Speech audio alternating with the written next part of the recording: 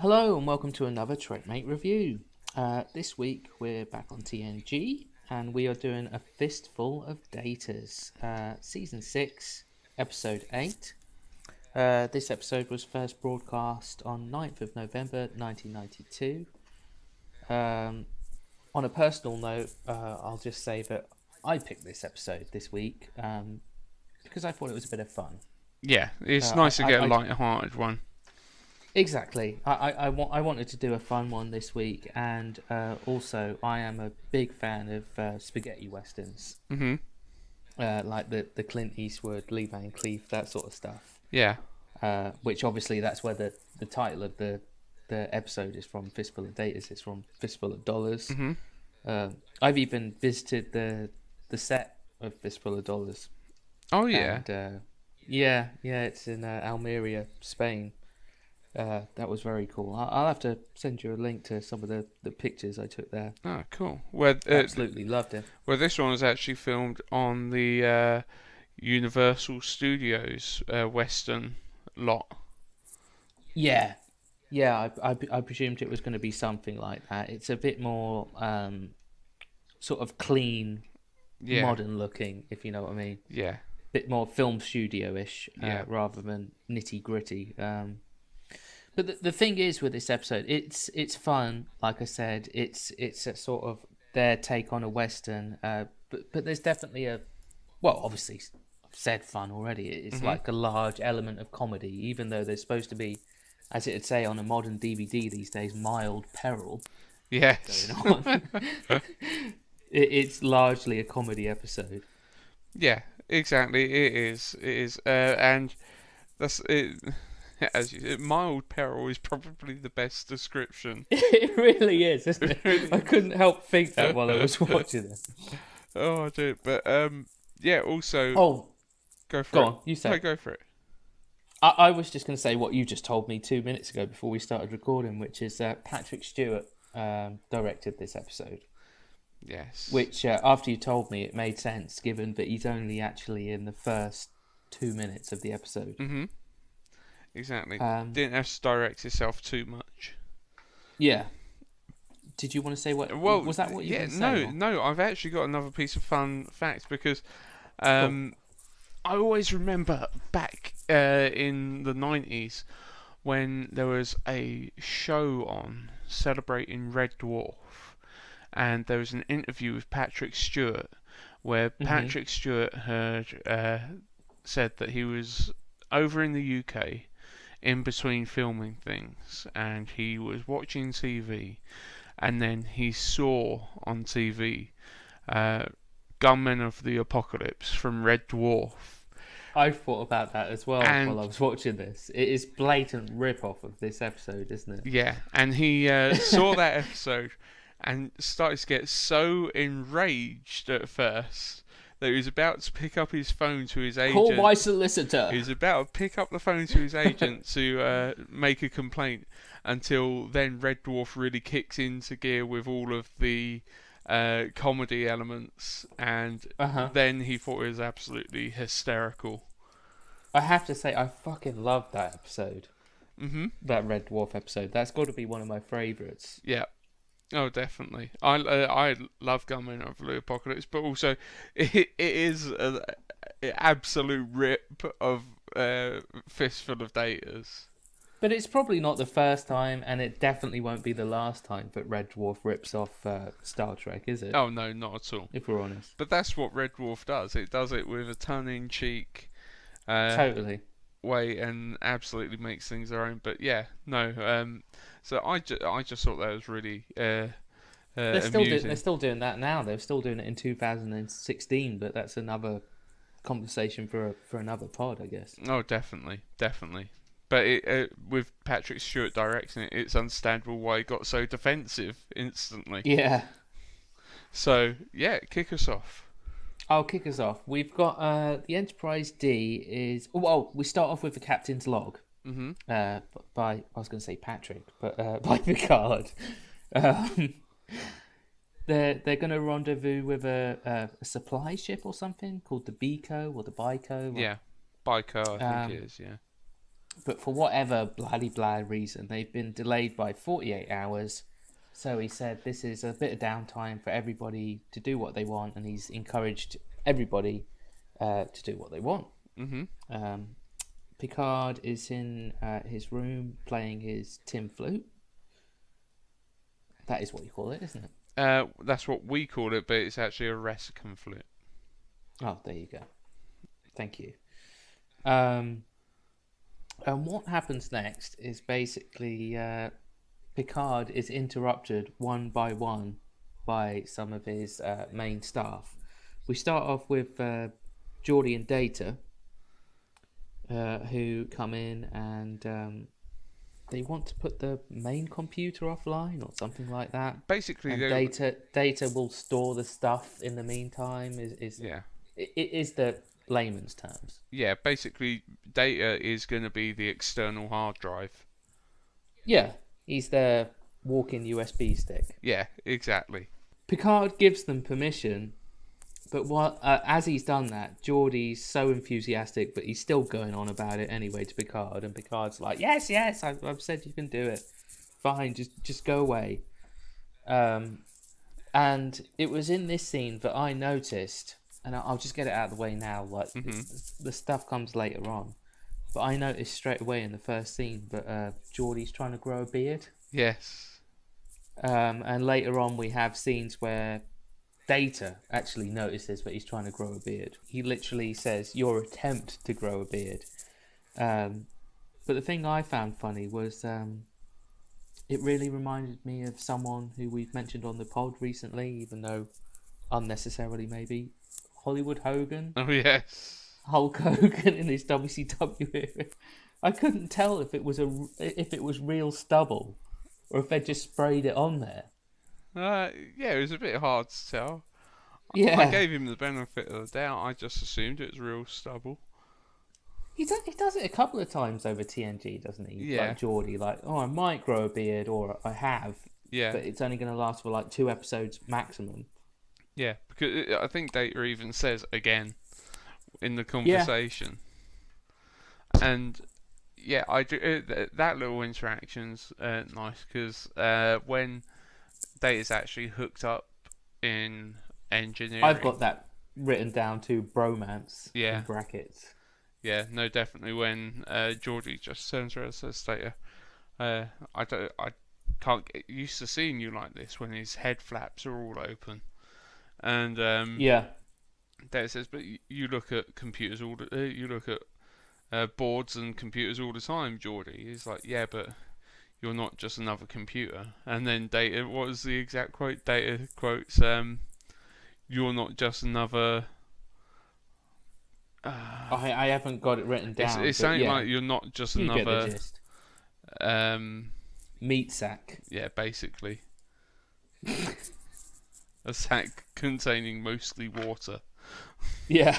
Anyway, yeah. So that's Picard's first interruption. Is Geordie and Data. They've got what they wanted, so off they go. Picard carries on playing his flute, but all of a sudden he has Beverly Crusher ringing his bell. Hey. Yeah. She wants Picard to play a butler in her play. He just sort of tells her, I'll think about it. I also like the quote there. He's like, I'm not much of an actor. Yeah. More of a director these days, That's to be honest. I'm going to go in a minute. So Picard's door chimes for a third time, and this time we have Worf come through the door, and he's asking to do security drills or something like that. Picard shoots him down, telling him that he's a boring fucker. Yeah, and then he comes up with maybe I can do some maintenance on this, that, and the other instead. And then Picard's just like, for God's sake, man, it's time to enjoy yourself. Chill out. Yeah. The funny thing is, when I was watching this, I know there's a purpose to all this, but I just thought, with all these people coming in, I was thinking, where's Riker? Isn't he available for all these requests? Like quite often Riker wants this stuff to go through him, but he's nowhere to be seen at this time. Yeah, in any other episode, all of those sorts of requests go straight to Riker, but Yeah, because it's the senior staff, they've got special privileges. yeah. But anyway, yeah. So like he's so good at having had done to him, Worf is shot down by Picard. Then we see Worf sulk back into his quarters, and we realise why he was, for him, why he was asking what he was asking, which is he was trying. He didn't want to spend time with the brat. He didn't want to. He wanted to avoid his poor little son Alexander, who just wants to play cowboys on the holodeck, basically. Oh yeah, Worf's words to Alexander straight away are just like, "I can go." Yeah, like fucking hell. And a nice, yeah, and a nice cheesy line from Alexander, which is "Saddle up, father." Yep. And then Worf proceeds to put the dodgiest cowboy hat you've ever seen on. It really is a bad cowboy hat. I'll tell you what I kept thinking every time he put it on is like, is he putting it on sideways? Is that what's wrong with it? Because you know how they push it up to the side sometimes. It seemed far too wide. Yeah. It was just, it wasn't quite proportioned right, I don't think. Like, we're supposed to believe that Alexander sort of looks up to his dad and sees his dad as a bit of a hero in that, but it almost seemed like he was, like, playing a prank on him, taking the piss, giving him that hat for his role. It's almost as bad as Marty's hat in Back to the Future 3. Almost, yeah. As Clint Eastwood. That's it. Yeah, we find out that the program on the holodeck that Alexander has co-created with someone who I'll say in a minute, is supposed to be 19th century Deadwood, which we've seen in many movies, and there's even a TV series which I love, which only went for 2 seasons, I think, and it was going really well, and then they bloody cancelled it. It's one of those. Oh dear. But I won't go on a tangent too much. So Alexander has made it so Worf is the sheriff, and Alexander is happy to be the deputy under his dad. It's one of those things that in the future, that is how I'd spend half of my time. Oh, we've said it loads of times. Doing stuff for the kids. It'd be like you'd be getting up your favourite comic book hero program. You'd be going off fighting crime with your kids. It'd be great. Yeah, there's so much people like we could do, definitely. The first thing that hits us when they do go into Deadwood is just how much the sets and the music once again remind me of Back to the Future. They do, yeah. Back to the Future Part 3, definitely. Yeah. Yeah, it's got a very sort of half, exactly what it is, like a Hollywood lot feel, whatever you call them.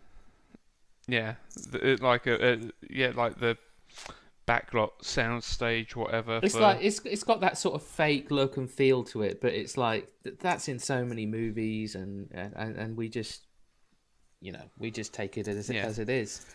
Well, that's the thing. This set has actually been used for a number of spaghetti westerns as well. Yeah, it doesn't surprise me. Yeah. We get a skanky hooker, I've written down, sort of hanging out of a balcony or something, like showing off her leg to Worf and Alexander. And that's when Alexander says that Mr. Barclay helped make this program. Oh yeah, and Worf just says, "I'll have to have a talk with him." That's it. And it's. To be honest, I always enjoy episodes like this. It's like, as we said between ourselves earlier. It's a light-hearted, isn't it? It's the light-hearted westerns I enjoy, like Gunmen of the Apocalypse from Red Dwarf. Oh, love it, yeah. Love it. A bit of tongue-in-cheek western does go down well. Yeah, definitely. With us. I mean, that's it. I absolutely love my westerns, but like, there's so blooming many of them that so many of these things become cliche over time. Like, that you kind of either have to lean towards comedy like Trek and Red Dwarf do, or with other things you have to get more gritty and real and dark, which obviously they're not going to be doing that in a holodeck episode with Alexander, are they? Really? It's it'd be a good spin. Yeah. No one would expect that swerple. Yeah. The holodeck program has killed Alexander. Yeah, exactly. Suddenly, Worf Data has gone does insane. slash his throat. Yeah. Anyway, they go to the bar and hear a gunshot. Yep. Oh no. Surely they walk into the bar, and they see the person that Worf is meant to be apprehending. That's right. So Worf just goes straight up to him and lumps him one. And, I don't know why I've got gunshot here, but yeah, you're right. He sort of totally misses the point of Alexander's program, and Alexander says like that's too easy. That's not what you're meant to do. You've got to sort of go through the story. Yeah, that's it. You're meant to go through the story. You're meant to have fun with it. So at which point Alexander increases the difficulty. That's right. Yeah. Of the program. What? The holodeck characters then start smashing chairs over Worf and stuff like that, and he likes it now that he's getting in a bit of a fight and it's a bit more tough. Which he can see the appeal of the program. Yeah, now he can. That's it. Anything where he can kick the shit out of someone, he's happy. Yeah. They then go to... And then at what point, that is when you hear the gunshot, because Worf's got a gun pointed at his head by the bad guy, where then you hear the gunshot and you have Counselor Troi. Yeah, which is pretty random. This was a Trek-off question for you like a couple of months back, and you were just never going to get it, were you? When I said who was the mysterious stranger in this episode, and it's like, what is Counselor Troi? Yeah. Doesn't she call herself? Is it Durango? Yes, it is Durango. You're spot on. Yeah. So you could ask me now, and I'll know. Yeah. Yeah. Apparently, Alexander says she loves westerns. Yeah. They keep Which calling is strange it something. I can't remember. They don't call them westerns. They call them western something. I can't remember what it was. I can't. I've not written it down. They don't want to say westerns. Yeah. They keep calling it western something. I've not gotten it written down, but I'm sure someone will. But it is. At first, I did think, why the hell would Deanna Troi be into westerns? She's a Betazoid, but she's half Betazoid, so you never know if her father might have been well into the Old West. You never know. Yeah, exactly. Yeah, and she's got to do something in her downtime, hasn't she? She can't be on all the time. No, as a counselor sort of thing. We find out in the scene back on the Enterprise that Data and Geordi acknowledge that something has gone wrong. Mm-hmm. And we with the routine thing with the reboot backup of the Enterprise in Data's positronic matrix. And enter technobabble here. Yeah, and our first sign to the audience that there's a connection between the two stories here is Data holsters his tricorder or whatever it is. Yes, it was his tricorder. Like a cowboy. Like a gun. Yeah. And to be honest, it's quite impressive. Yeah. Oh no, I always enjoy it when Brent Spiner is given the opportunity to do something different to the usual Data stuff.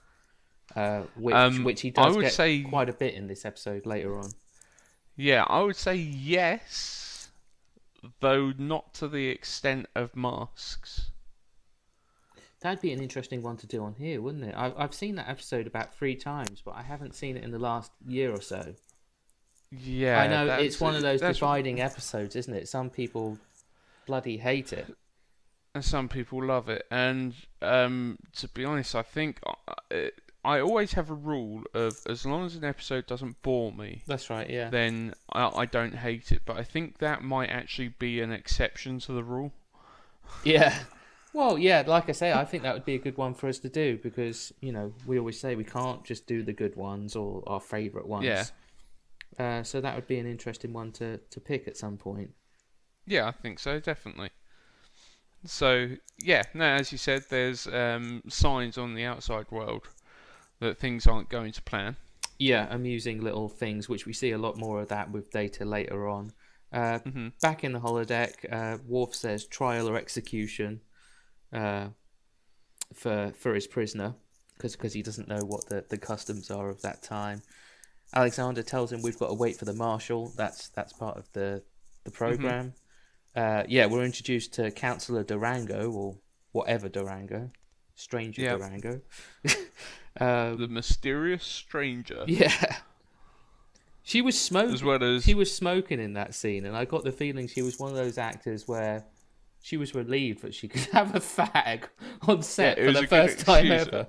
You can kind of tell with actors when like they really don't like smoking, but like they're forced to do it for the role, and the ones that actually do smoke really in real life, and they're just like, "Oh, this is good." This exactly. But what also was introduced to the closeness of Worf with the busty barmaid. Yes, that's good, and that does pay off in a very odd and funny way much later on. Yes, and that's the thing. It's certainly it once again accentuates one of the other pastimes that the holodeck would most definitely have had. Oh yeah. Just ask Mark Stamper about what Rom has to get up to on DS9. Poor Rom. With his mop and bucket. His stinky mop and bucket.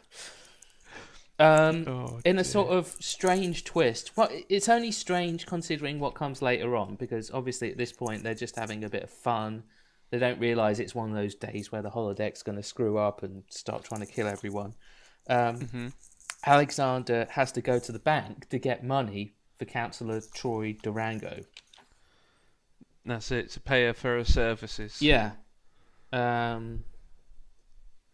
Which, yeah, like I say, is harmless enough if the safety things are on.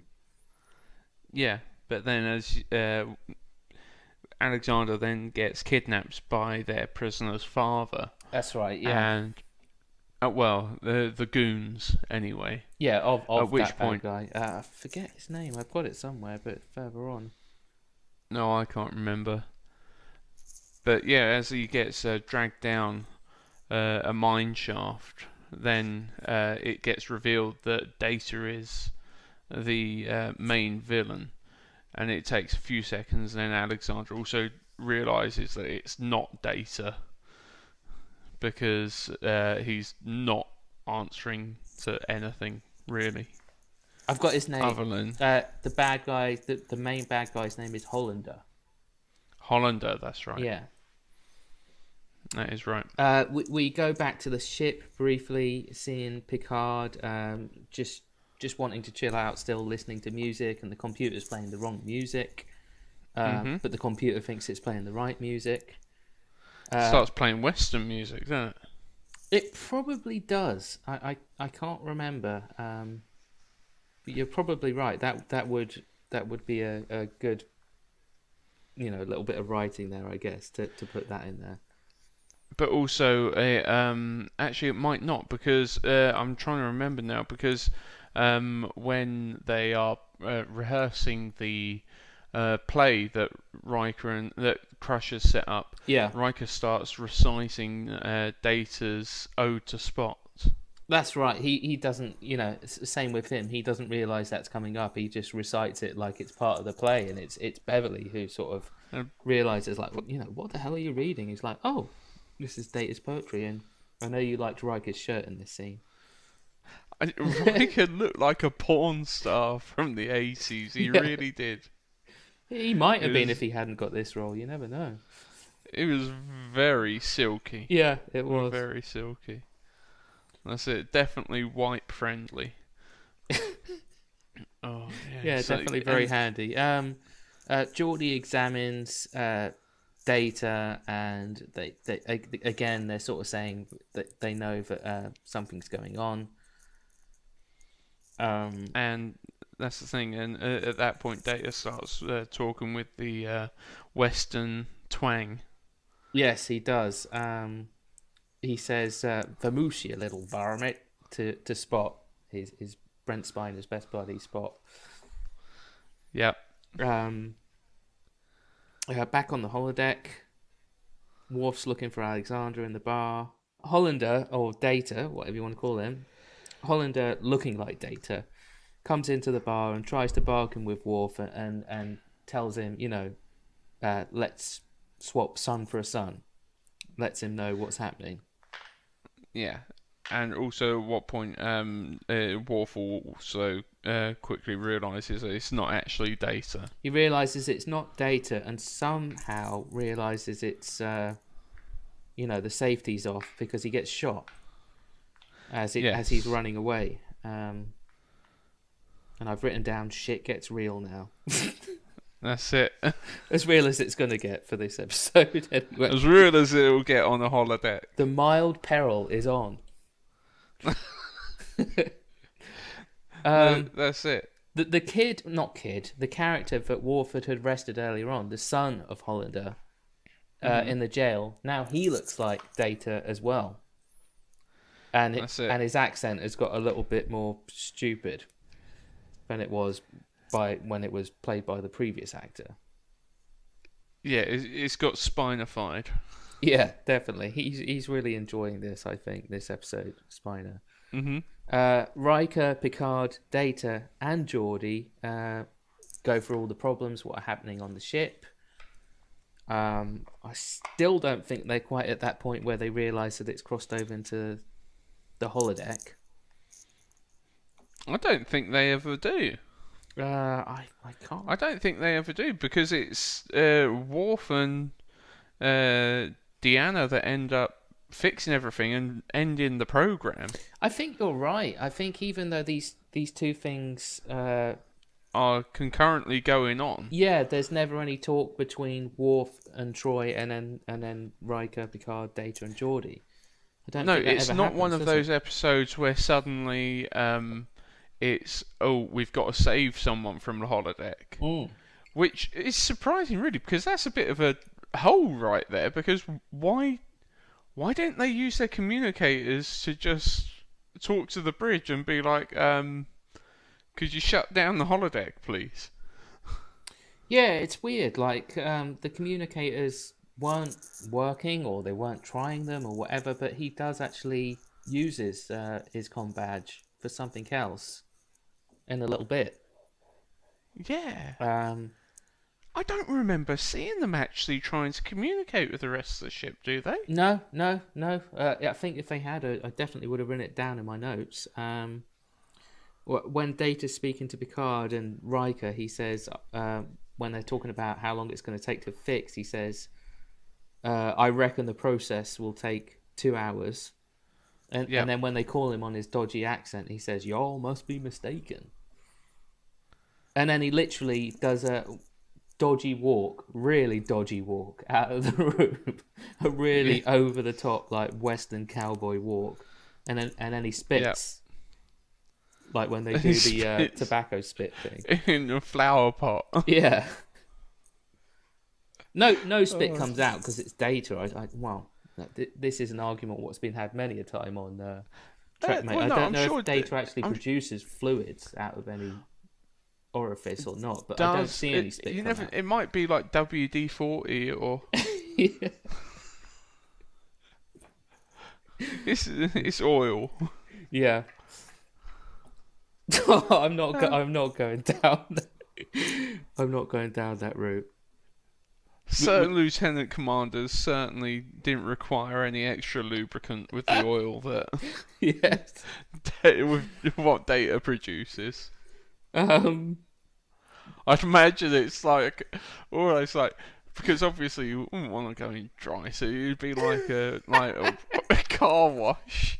I don't think he was anyway down. In that episode. Like, she was pretty, No, I don't think there would have been any problems there, but I'm sure there's a backup failsafe. Oh God. Back to the episode anyway. Troi somehow realizes that all the characters that have Data's face also have his abilities, so they can kick ass, basically. Um, Data, or not Data, Brent Spiner has a scene with himself as both father and son in prison. Lets him know that he's getting him out. Troi has to explain to Worf that, when he said that he's going to do the trade, Worf doesn't realize that all bad guys in these situations, in these movies, lie. So he's got a plan around that. You can't believe the bad guy. No. Yes. No, and that's the thing. I think that at that point, does that then lead to the showdown? Yeah, it does. For the exchange. Yeah, it doesn't. It doesn't take long to go into that. And one thing I wrote down, which you'll have to go back and watch because it's very subtle. It's only for like a split second. You're familiar. You watch like Botchamania and stuff like that. You're familiar. Well, it's not exclusive to wrestling. It is about acting. You're familiar with the term corpsing. Yes. I swear Worf, Michael Dorn, is corpsing when which, for anyone who doesn't know what that means, it basically means when it's a serious scene, but the actor can't help but laugh, but somehow it doesn't get taken out of the program. The edit. Yeah. So when they come out of the jail, Michael Dorn and Brent Spiner are walking out, and Worf pushes Hollander in the back. And it looks like he just randomly decided to push him, like it wasn't in the script. He was just like, "Yeah, that'll work." And I swear you see him laugh, like smirk at that moment, and like try and hold it in. Do me a favor and go back and watch it, because I'm gonna have to go back because that's the thing. I've already done the screen captures for it, so I'm gonna have to go back and watch that scene. Yeah, I watched it about 3 or 4 times, and I was like, he is. It only lasts for a second, but he is, and I think it's for, I would guess, that reason, but it wasn't in the script to push him. But he just thought, fucking Spiner. You know what I mean? Sell it a little bit more. Yeah, and Brett Spiner's like fine with it. He goes with it, but you can just see Michael Dorn sort of cracking a bit. Yeah. No, I'm going to have to look back at that. Yeah. We have the madam from the bar, Annie. I've written her down as madam because I presume that that's what she is. She would be. Yeah. She helps him with some parts from the what do you call it, the telegraph thing to mix with his communicator so he can use it as a sort of force field. Yeah. A temporary force field against the bullets, which I don't know how that's supposed to work, but I'm not going to look into that too much. Maybe they borrowed it from TAS. Yeah, exactly. Yeah. Everybody is now Data in the gun fight. Yeah. All of the goons, as you say, they're all Data now. Which is surprising, considering they're meant to have all of Data's abilities. One of them should have planted one in Worf's head. Yeah. Yeah, I mean, they didn't even have to shoot, did they? They could have just run at him and they would have been fine. They would have battered him and ripped his head off if they wanted to. But, that's... But being gunslingers... what the writers were going for. Yeah. Yeah, being gunslingers, Alexander would have been wiping Worf's brains off of the floor quicker than anything. Honestly, it should have been over a lot quicker. But yeah, as you said, he dupes them by having a force shield. Yeah, and also they don't expect Troi Durango to be there, and she just sort of ends it by just having a gun on Hollander, and Worf just says in that cheesy style, like, "Don't show your face in this town again," instead of actually sticking them all in jail like he could have done, or hung them, or whatever he wanted to do. The thing is, right, morality towards holograms, obviously, at this point, we don't have any sort of arguments about the Doctor or anything. I know we've had Moriarty by now, but as far as anyone's concerned, holodecks are just programs. They're not people. They don't have feelings. Why don't Worf just plant a bullet in every single one's head? Yeah. Until it was like, okay, now no one can hurt us. Exactly. There'd be no real harm, would there? No, you haven't actually done anything wrong. No. So we cut to one last thing in the holodeck, and I think they say that like this part has got to play out before the program ends. Like they want to leave, and it won't happen. So they go back to the bar, and then we find out that the madam Annie is Data too. I can't remember if he's got some fake tits on or something, but they've got a bit. He had a flat chest. Ah, okay. It would have been funnier with silver boobs on him, though. Yes, definitely. Yeah, so he wants a kiss from Worf. And I think it's a bit like Quantum Leap, where I think before it happens, they leap out. Yeah. Oh, boy. Yeah. Oh, my God, it's a Data. That's the thing. Yeah, no, it ends with, I think, Data resting his head on Worf's chest. Yeah, I think you're probably right. They went for the, more family-friendly thing than what I'm imagining. Barclay hadn't got to that part of the program yet. Yeah. Oh God, that's a horrible thought, isn't it? Oh, we didn't think you were that fully functional, Data. Oh, he's like a transformer. Yeah. What? I don't think we see anything else with everyone else back on the Enterprise. We just see Worf and Alexander back in Worf's quarters or whatever, and Worf says to Alexander, he'd do it again, which I've just put, good dad, finally. Finally. He forgets a few episodes down the line how to be a good dad. Oh, yeah, he always forgets, yeah. And we end the episode with Worf just putting on that dumb hat again and just doing a cheesy pose in the mirror with his hand, like a little kid's, pretend handgun. And that's the end of that's the end of your episode. With the Enterprise flying off into the sunset. Yeah. Yeah, it was okay. It's obviously it's a light-hearted, fun episode. If anyone dislikes this or disliked this review, you can blame it on me. I chose this one. We take turns in choosing the different series episodes for the YouTube review, and I can't remember what we did last, but for whatever reason, I knew I just wanted to do a True Q. Oh, okay. It was True Q. Okay, that wasn't too serious, but I just knew I wanted to do something fun and silly for this one, and that's exactly what it is. Yeah, it is. And to be honest, it's one of them where I wouldn't rank it in like my top 10% of episodes. Oh, no. But I do enjoy this episode. Yeah.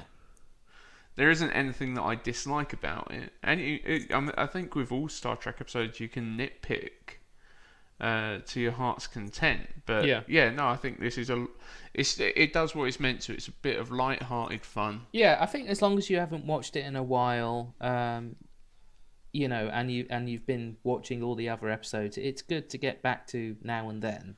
It's definitely not one that you'd put in every couple of months or whatever, but yeah. Oh, it's not one that you're sitting there thinking, oh, you know what, I haven't watched in a while. Yeah, exactly. But if you leave it like long enough, it's fun. It's a bit of a laugh, isn't it? Yeah, exactly. And because that's the thing, it's been a good couple of years since I've watched this episode. So yeah, most definitely, I totally agree with you, dude. But if anybody doesn't agree, let us know in the comments section below. Let us know what you think of the episode, whether you like it, dislike it, if you think that it should have had boobs or not, on whether he does lubricate. Also, whilst you're there, remember to give us a like and a subscribe. We really do appreciate it. Though, to be honest, with the lewdness in this episode, there are probably a couple of thumbs down, I'm sure. Yeah. But yeah, please do. And remember to head on over to facebook.com/trek.mate.1 for our page and join the TrekMate community group we've got over there called the TrekMate Communicator. So search for it and get chatting with us. We really like hearing from you. So, I've been Wayne Emery. I've been Jude Hawkins, and that was another Trekmate review.